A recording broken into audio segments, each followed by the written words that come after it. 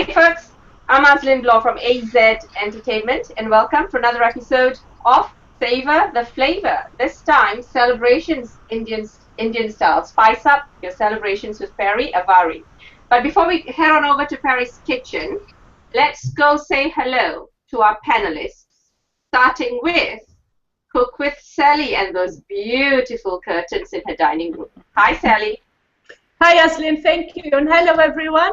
Thank you for having me for another great show. As you all know me, Cook with Sally, I have a blog. I blog about all kinds of food, cookwithsally.com.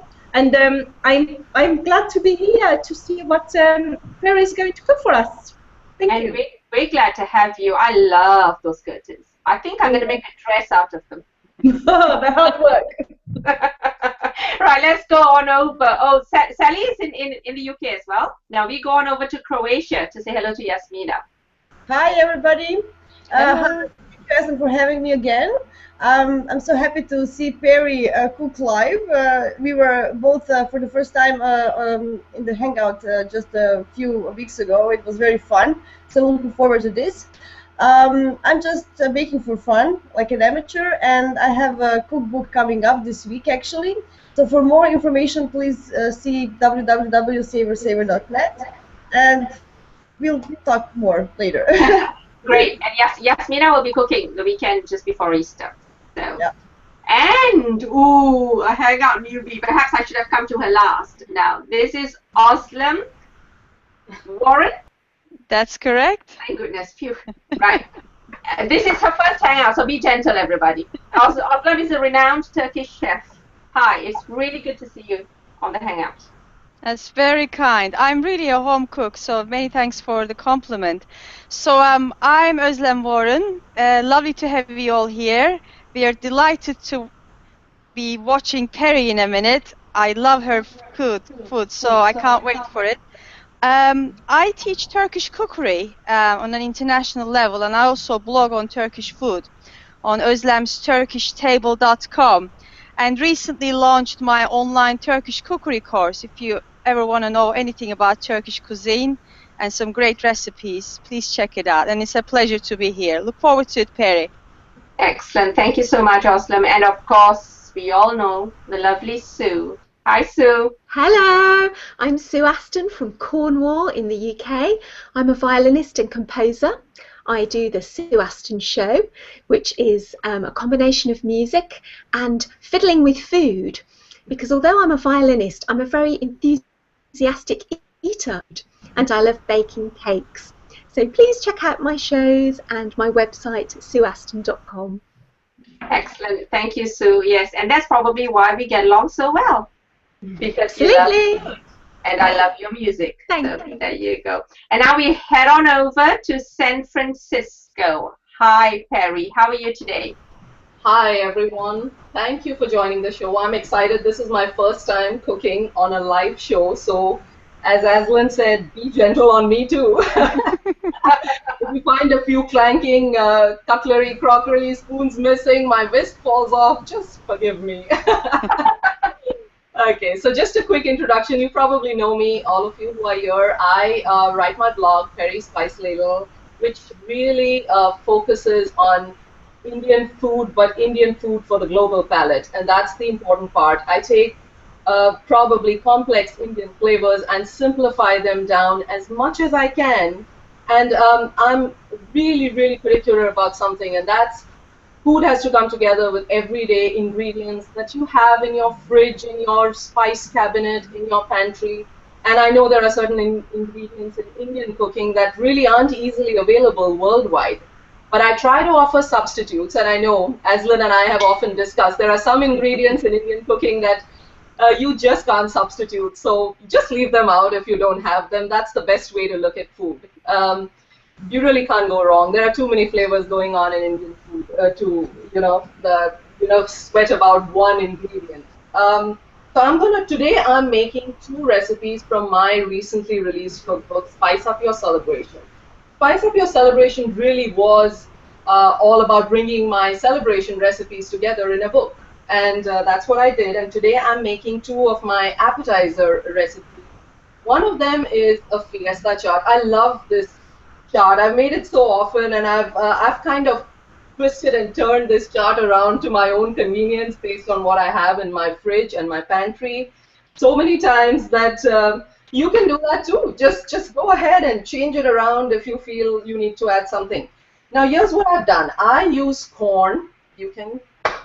I keep frozen corn all the time. I'm sure everyone has that on hand. Summer I have some fresh corn around. If my husband Rohit has grilled some, I just put that into the chaat. So this is thawed corn, and this is red bell pepper. Now why red bell pepper? Red bell pepper is not really used that extensively in Indian food, but I use it to replace a critical chaat ingredient. So quickly to tell you what chaat is just a generic term for Indian savory and sweet street food snacks. That's all there is to it. Okay. Anything? Question? Yeah. So chaat. Are there common types or makeup of a chaat? You know, chaat generally, if it's the savory version, has a slightly tangy. You can add a touch of sweet, salty. These are the flavor mixes. These are the tastes on your palate that you're looking for in a chaat. So chaat really might be the original umami. You know, it's just the blend of flavors on your palate, and it's a depth of flavor on your palate, and that's what you get with chaat. And you'll see that today when I make the chaat. You'll see how many different touches I add to it. Spice is not the only thing in a chaat. You know, you have the sweetness and you have the sourness and you know, the lemon. So that's what chaat really comes together. Cool. Let's get cooking, and Let's get cooking then. Okay. So here's some lemon juice, plain old lemon from your fridge or wherever you keep your lemons. I have to keep them there. This is lemon juice, about 1.5 tablespoons of it. Add some more if you like more lemon in your chaat. And this is chopped cilantro, about 2 tablespoons of that. Now I'm going to go ahead and add an ingredient that you know, our family and most of our friends like, and that is fresh chopped green chili. I use Thai green chili, but you can use tomato or jalapeno if you want a slightly lesser spice touch. And an important thing, if you're entertaining people who you're not sure of on the spice levels, do not add this to your chaat. This is a cake you don't want to give someone. They're not prepared for it. That is perfectly fine with us. I like spice. Yes, I would add it if I was entertaining you as well. Okay, now here's something you find in every Indian kitchen. And honestly, I don't know why it's not there in every kitchen, because really it's a handy little implement. I'm going to tilt it a little, but you know, not kind of throw all the spices out. But this is called a masala dabba, or an Indian spice box. I love it. Yeah, it's Everybody has one. Absolutely. Okay, so what you can do, and anyone does, any Indian cook does, is they fill their daily use spices in this box, and that's all there is to it. You could, I mean, if you use herbs more, then fill rosemary, lavender, sage, whatever you want in this box. But this really is a handy tool for a chef. Fantastic. Okay, great. Okay, I'm gonna go ahead and add some spices now to this chaat and make it a real chaat. So that's brown red chili, or red chili powder as it's called. Then you have a touch of cumin, ground cumin, just a touch. And with spices, you know, just reduce the spices if you find them too much. That's just all there is to it. And I'm adding a critical spice to this because it's a chaat. This is a chaat masala. Now masala is just a common word you use for spices. So really, don't make too much out of that. And what makes up a chaat masala? Good question. So a bunch of complex ingredients, which is why even someone like me sometimes just goes and grabs a packet from the ethnic Indian store and doesn't make it at home. But it's really quite simple. It's got ground ginger, ground coriander, ground cumin. It's got a little bit of, but it's got 2 critical ingredients that give it that, you know, essential tang that you find in it. And one of them is dried mango powder. Amchur. And good. And the other one is kala namak, or black salt. Okay. You know, those are the 2 essential tang ingredients. Okay, I use pink salt in my kitchen, so I'm just going to add a touch of salt. Now, something to keep in mind, if you don't have chaat masala at home, don't worry about it. Just drop it. It's fine. There's a lot going on in here, and you won't really miss it too much. But then make sure you add a little more salt. Go ahead, Aslan. Yeah, so amchur is the one ingredient I have trouble finding from time to time. When I run out, I can't always get it because I'm too lazy to drive out to the Indian grocer half an hour away. What can I substitute? Is there, you know, I mean, I know there's no substitute for mango. Mango's taste, but anything sour, like maybe sumac or... Perhaps sumac, if you had to, but there's all sorts of, I mean, Ozlem's the right person to ask this question to, but you know, there's other flavors going on in sumac, and that could impact the taste. Sumac It's a powerful spice, isn't it, sumac? Yeah. If you like tangy, perhaps you can balance with the lemon juice. That's what literally, you know, it's the tangy, citrusy. But you know, living abroad, I'm up for Peri because you can't really find all the ingredients you want, and you need to learn to make do what you have. And sometimes you come up with incredibly creative solutions that, you know, you might be pleasantly surprised. Exactly. But hopefully that warm cumin and all that lovely spices going on there will really deliver the flavors, isn't it? Exactly. Absolutely. I wanted to just interrupt once here actually. Because 4 of us here are in the UK, and I wonder whether to us it is what we know as Bombay, Bombay mix. Bombay mix. Yeah. Right. I think that is chaat masala. I have seen it sold under that name, Bombay mix, because most of the chaat, most of the street food that you find originated in Bombay, in South Bombay and along the coastal parts of Bombay, where they would put up these stalls on beaches and just start selling these tangy treats, which were just mixed together with a whole bunch of ingredients. So that's where chaat started. So that's probably it. Another quick possibility substitute is tamarind, but it's equally difficult to find. Yeah, it's a little bit. Actually, tamarind is easily found here in the UK. Yeah, so we are lucky actually, isn't it? We can find that. Yeah.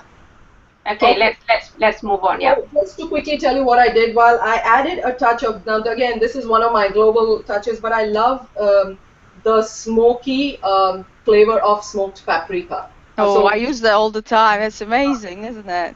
Amazing. It's just Spanish. I added that. Go ahead, Sally, please. I always think paprika, smoked paprika is Spanish. I only make when I make tapas with it. I don't know how to cook it. It's got to be Spanish for me, but that's me. So now you know it works with actually. Exactly.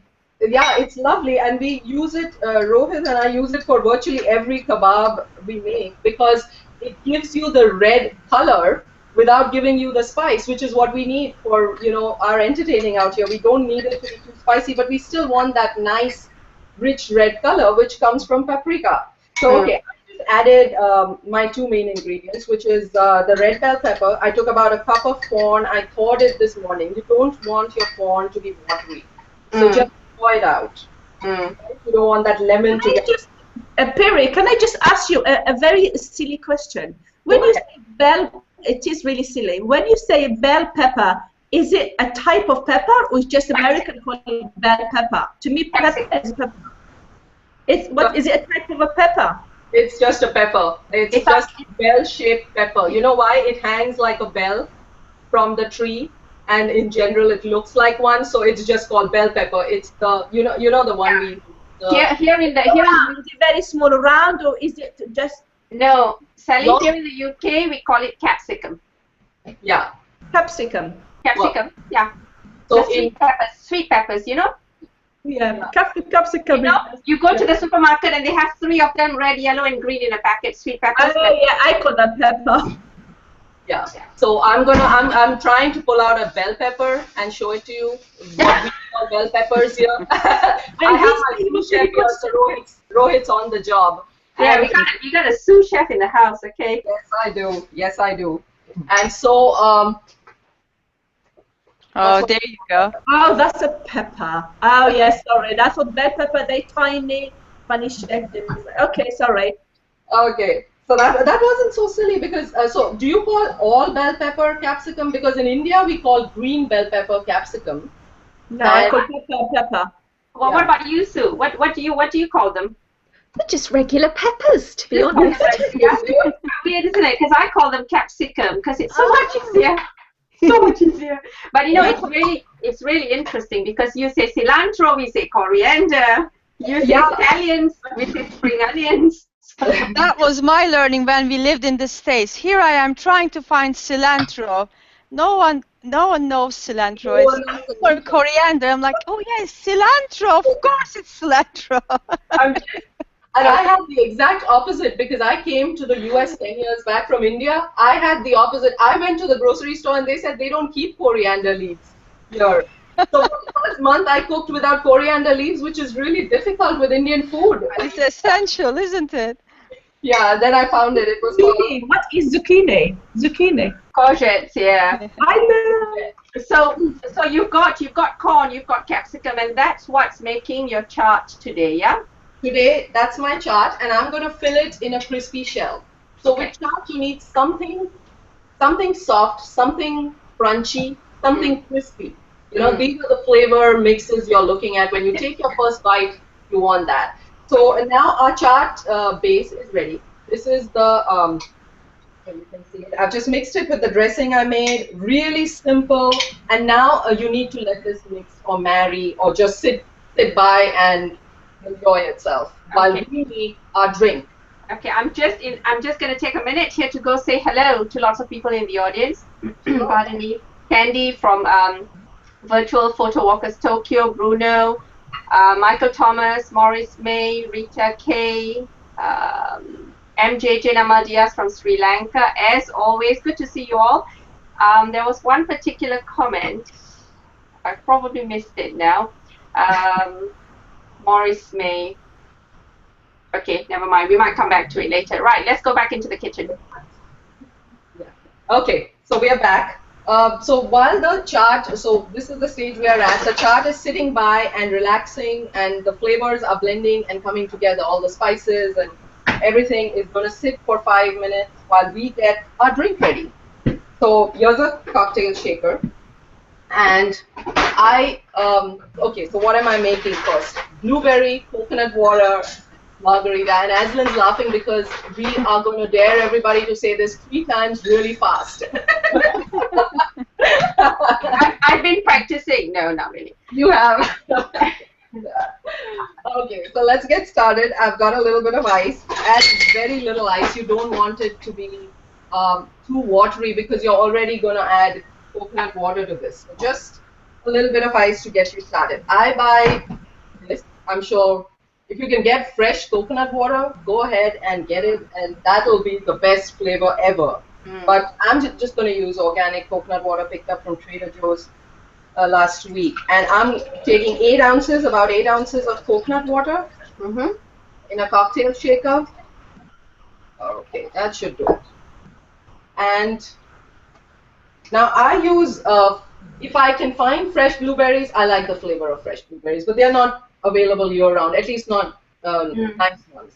So I use keep frozen blueberries. So Vienna, Aslan and I were having a nice chat the other day on blueberries, and she gave us some important information. Blueberries that have the words wild on it, they are the ones that really leave color on your mouth, and you know, your lips go all purple and your tongue goes all purple, but those are the ones with the most amount of flavor. So those are the ones to look out for if you want flavor.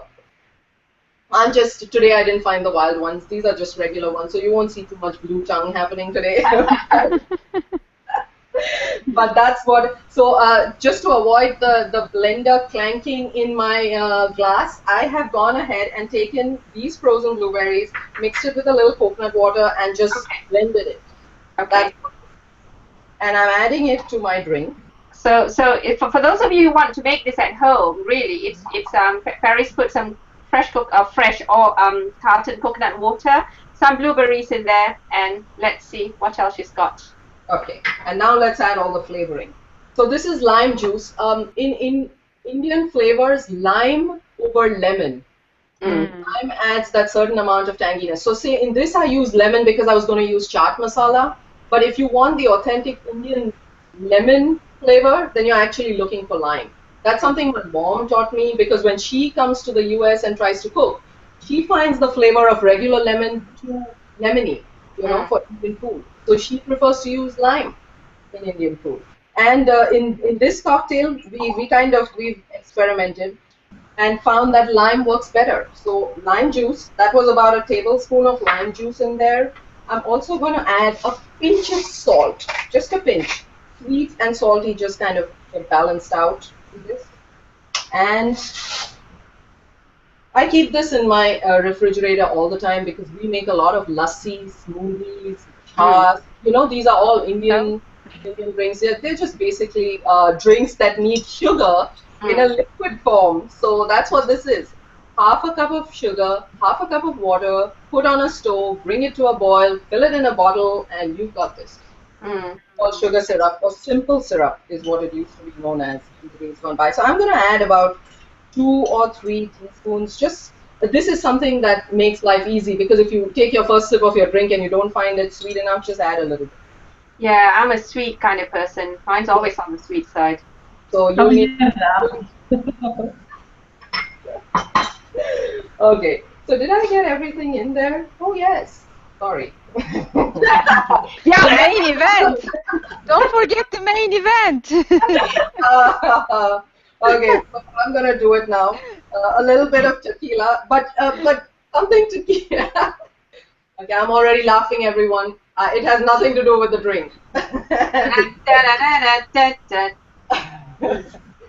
So one thing to keep in mind is this cooler actually was created by us for a non-alcoholic purpose. It's just that we have a habit of adding alcohol to everything. So then we converted it into a margarita over time. So you can just have this as is, as a non-alcoholic beverage. It's perfect in the summer. It's cooling. It's got coconut water. It's got blueberries. You really can't go too wrong with that. Spice it up. But you still have to spice it up a little. Yeah, spice it up a little. And this is my spice. Yeah.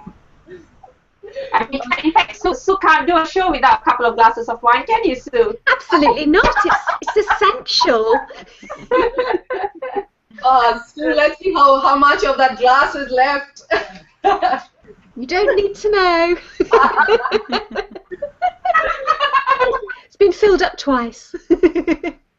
So here we go. The cocktail is ready. And that's my glass. I've just put a little lime rind on it, and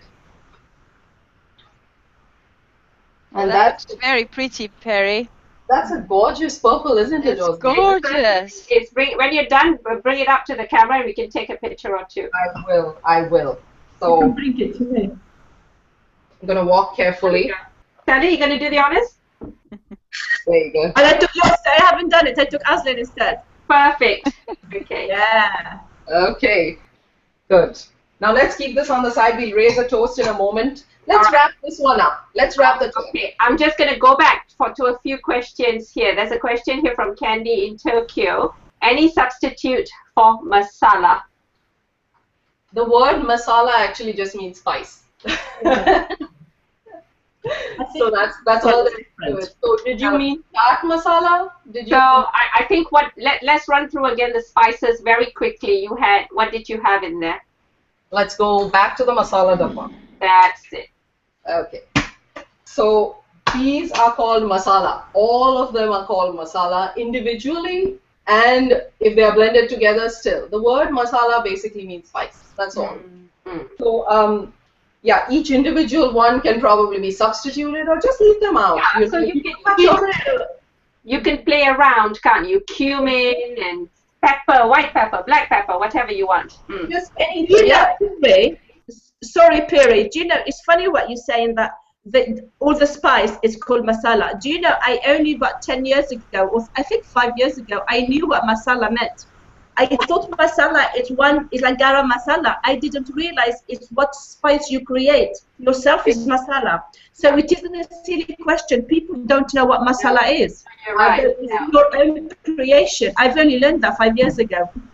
And it's genuinely, that is confusing because really in Indian cooking, we use the word masala liberally, forgetting that we are confusing the world by just using the masala word. You can buy masala. Exactly. And I mean, I could make a spicy fish and I'll call it masala tilapia, you know, and basically confuse everyone as to, oh my gosh, what does she mean? Which masala did she add to it? So Candy's question makes complete sense. What is the word masala? It just means spice. Yeah. So you can add whatever you want to. I've got a friend of yours, Rita K. Looking forward. This was at the start of the show, and we've got Morris May. There is no substitute for mango. Go team mango. This goes back to our show in Tamala. Yeah. Where we had a competition, and I was either making key lime pie or mango mousse, and key lime pie won, I think, although the mango did cheat. So that's one particular one here I wanted to bring up. There we are. A TV chef in the making, waiting to see her next to Baudin or Ramsay. There you go. That's fantastic. Excellent. Bruno, thank you. I was nervous when I started the show. Thank you so much. Okay, so now we just put this together. This is really, okay, so now I want to just introduce this briefly. I hope we are not running out of time, but you're just looking for something crisp in this whole concept. So I have a few options that I found in America. These are made with phyllo. Phyllo sheets were actually introduced to me by Ozlem, who's right here, and with her lovely baklava class that we had. So these are phyllo sheets. They have been turned into little shells. I hope you can see them. And so I just heat them in the toaster oven for like a minute just to get them, you know, out of the whole freezer setting. Here's another Indian option. So this is called golgappa or pani puri. I put up a picture of that 2 days back because I just wanted everyone to see it before the show. This is used extensively in Indian chaats. It's a puffed up puri made with semolina flour and a mix of semolina and regular all-purpose flour. And the top is kind of crunchy. See, you just do this and break the top. And you've got like a little bowl. And tell everybody what puri is. Puri, basically, another word that Indians have confused the world with. So puri basically just means a puffed up dough that has been fried. I mean, that's my best simple explanation for it. But it doesn't always have to be crisp like this. It can also be soft, and it's eaten with vegetables as an Indian bread. So that's how versatile the word puri again is. So if you hear the word puri aloo, you're basically going to find a soft puri that has been fried, and then you can use it as a bread. If you hear a puri chaat, you know, then you're looking at something like this, or a flat puri, which is called a papri. So there's a lot of puris again, and today I'm using the golgappa or the pani puri. Of course, the real way to eat this, you fill it with something, you add spicy water to it, and by the roadside you'll find people put this whole thing in their mouth, and there's dripping water, everybody's sweating, a very Indian scene. I like that. It's absolutely yummy, and of course they'll have a glass of cooler in their hands because, you know, that's what's keeping you cool. You know, Peri, can you prepare the that lovely mixture ahead of time? Yes. Do you think? Good question, Ozlem. You can prepare this mixture ahead of time and keep it. So, you know, actually, the more these flavors come together, the better it's going to taste. So, but you don't want them to be there for you don't want them to be refrigerated overnight, stuff like that, because that'll just make it soggy. So what are we saying? An hour, 2 hours? An hour, 2 hours at best, yes. Okay. Oh, that's great for entertaining, isn't it? You can prep ahead of time and just ensemble it at the last minute. Absolutely, and that's what I end up doing. I make this, and just really close to a party, you're stressed out and you're ready to entertain. You don't want to put this together, so you get that together just before serving. Yeah. And of course, really, if you haven't got what Peri's got in terms of the receptacle, the phyllo cups and the puri, you can use anything you want, can't you? Really. You know, there's another, once I didn't have either of them and I used tortilla chips. I was just going to say that, yeah. Oh, there you go. Sue's getting excited. Yes, very excited.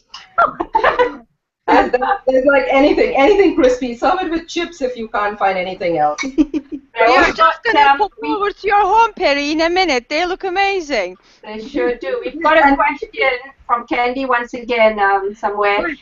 Can you use honey in the margarita? Why not? Yeah, why not indeed? Why not indeed? Absolutely. Yes, please. And that's what I'm going to do, Candy. So thanks for the idea. And the next time I make this, I'm going to try honey. And we've got a comment here. Wild blueberries always remind me of Willy Wonka and the Chocolate Factory. Okay, all right.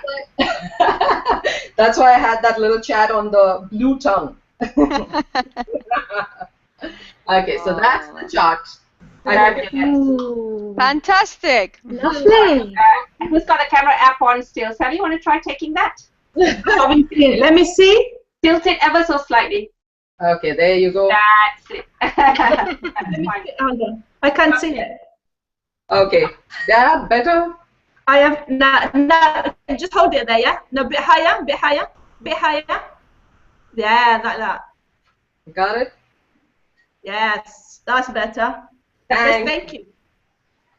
Okay, so that is today's 2 servings: Fiesta Chaat in phyllo cups and a blueberry coconut water margarita. Let's raise our glass in a toast today.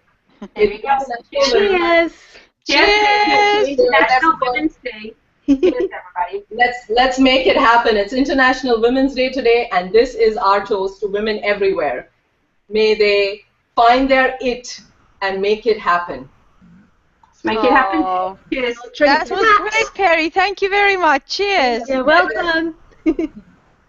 Now I have a comment here from, let me get back there. Kitchen Shaman. Hi. I think first time on our show actually. I love using amchur powder. I live in the States and love learning more about cooking Indian food. Fantastic. Thank you so much for joining us. And here we've got a little mixed up in terms. Masala is of course a sherry type drink, as opposed to the spice mix that Peri is talking about without the R in it. So Yes. that's really interesting because I can see how that can be mixed up. Yeah. Yeah. So, right. I don't think we have any more questions. So, any panelists, what did you think of that, Sue? Wonderful. In fact, I want to come round and eat it all. We all want to come. Long way away. I think they'll all be gone by the time you get to San Oh. Ozlem, what did you think of that? First, and generally of the HOA as well for your first time. Sorry, are you talking with me? Yes, I am. Oh, hello there. Well, I absolutely loved it. I think Peri was very comfortable, very articulate, just delight to watch. And you know, it's amazing. We both have love of spices, and every time Peri introduced a dish to me, I learned something new, and it was just lovely. And I was delighted. And beautiful dishes, Peri. And you got to keep on doing this. You're brilliant. Yes, I did tell her. She's working on a second book as well, so you know, even more reason for her to introduce us Fantastic. to the delights from her kitchen. Jasmina, from Croatia. Do you guys eat much spicy food? Well, we use sweet paprika a lot, so here.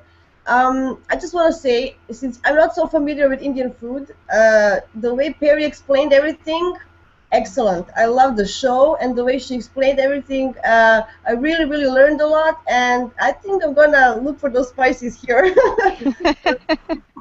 Very nice show, very good. I liked it. Thank you, Peri. Good job. Yeah, it was a great job. Sally, who is no stranger to spices, of course. No, I think it's good. I'm glad you explained what masala, because honestly, you can actually buy in the shop here. You call it grocery. You can buy a spice called masala. So people need to know masala is, yes, you can. I've got it here. And they don't realize. I have a friend, Indian friend, and she knows. To her, is each person has got what masala is. So it's important. Not everybody knows, especially in the UK, what masala is. So yes, you explained it very well. Thank you. Thank you. I must confess, my single memory of when I think of chaat, you know, it's walking up the Red Fort in Jaipur and the monkeys trying to get at my chaat in my hand. That's what I always remember. You know, chaat go together with monkeys. So. No. I don't understand what chaat is. That threw me a bit. I'm honest. The chaat itself. I think when I mentioned Bombay mix just now, Peri, it's over here. The Bombay mix. What we have is we have chickpeas, we have peas, we have murku in it, all mixed up in packets. You know murku? Do you know murku? Yeah, absolutely. Yeah. Those are the long strips. So you know this, right? The long strips in the Bombay mix, right? The extra crunchy bits. That's the long things. They can be thin, they can be thick. Yeah, that's right. Nuts is a mixture of like nuts and everything. So I went quiet there because I thought, oh, I don't know. That is like a chickpea. So yes. Yeah, so that's what Bombay mix is here, like a ready-made spice thingy that you would serve on Diwali, you know, in little bowls and stuff. So yeah. Exactly. Excellent. So you know, a good way to freshen that Bombay mix is just add a little fresh lemon and throw in a little few cilantro leaves, chopped onion, and it just wakes up that Bombay mix. And what we call murukku is murukku in the south of India, and it's called save or gatia in the west of India. Okay. And it virtually makes it to every chaat served around Bombay, and very, very difficult to find in the West, you know, out here in America. So that's when you start looking at different ways to bring in the crunch and the crisp and, you know, stuff like that. And out here, if you serve raw onions as your appetizer, most people won't touch it because you don't want to have a conversation or a cocktail party with raw onions. So you bring in bell peppers. So that's how these things come about. That's right. Well, excellent. Thank you so much, Peri. I really enjoyed that, and as everybody else has said, you were very, very good in the kitchen. And yeah, so thank you so much for joining us. Right, I'm going to get the panelists to say goodbye and tell us if they've got anything coming up in the next few weeks, starting with Sue. Yes, I've got a music show coming up in a couple of weeks' time, so stay tuned and hopefully see you all there in the audience. Excellent. When is that, Sue? Do you have a date yet? Yes, 2 weeks today, I'm hoping. So I can't count 15, 20 seconds. And yours is always an hour ahead of us, isn't it? Yes, it is. Okay, so that's okay. Yeah, 6 p.m. All right, cool. So for those of you who would like to watch Sue plays fantastic music. Her sons accompany her. And Phil as well, and sometimes we do get him to perform just in his apron. Sorry, Phil. So yes, check Sue's page 2 weeks from now for the show. Thank you. And right, let's go to Ozlem, who's it was great. Many thanks again for a delightful show. It's a great thing to do on a Sunday now, so you have to come back again. We'd love to watch more of you. Absolutely. And you're off to Jordan for a week next I am off to Jordan to teach a 5-day cookery course. I'm very much looking forward to it. So when I come back, I'll be sure around on G+ and look forward to connecting with you all. Many thanks for having me in the panel. Yeah, it was a pleasure, and we'll have you cooking on Savour the Flavour as soon as you can find time as well. That would be great. Excellent. And Jasmina, tell us about this book that's coming out. So Beyond the Cake, it's a book. It's all dessert book with stories and pictures, and everything is connected. So it's a little bit different approach. It is done. It is going to be on the market this week. So keep up. Look for me. I will have everything this week ready for you to buy one. Excellent. Yeah. Cool. All right. So we look out for it. Post it and tag me when you post about it. Excellent. Sure. And let's see if Sally's with us, or yes, she is. Excellent. Hi, Sally. Thank you for having me. And I'd like to apologize. I haven't been feeling well recently, so I haven't made lots of nice recipes. But spring is here, and I am going from Greece to Italy and to France for a change. So I have loads of new recipes, and I'm all excited to share them with you. So check me out in my blog, as you all know, cookerysally.com. So thank you, Ashley, and thank you, the panelists. See you again. We look forward to it. So to everybody in the audience, thank you so much for watching us. Thank you for all your comments and your questions. If we've missed any, I'm sure Peri will go through them when she has the time, her time today. And Peri, I shall let you take us out. Thank you everyone for joining the show, all the audience members for making time on a Sunday to come and watch the show, and for supporting me and being so patient, as I said. Panelists, y'all are just inspiring, just amazing, inspiring women. Thank you so much. Thank you so much for coming on. Sue, I'm gonna put that day aside. I want to watch you perform. So definitely. Thank you. Yes. Thank you. And Jasmina, I cannot wait for your show. I have got that day set aside, and I'm going to be there to hear you just like you were here for me. Thank you. I know this is bedtime for the kids. Thank you so much. Oh, it's a pleasure. It's a huge pleasure. I wouldn't miss the world. Thank you. And Sally, you really inspire me. Your bread and butter pudding has become my bread and butter pudding. Thank you. No, thank you. Thank you for having me. And Ozlem, thank you for having me. You're just inspirational. You putting this together is what makes us all come together. So thank you so much. Thanks a lot. Cheers, everybody. Many thanks, Aston. Many thanks. Thank Bye, you. everybody. Thank you. Have a nice evening.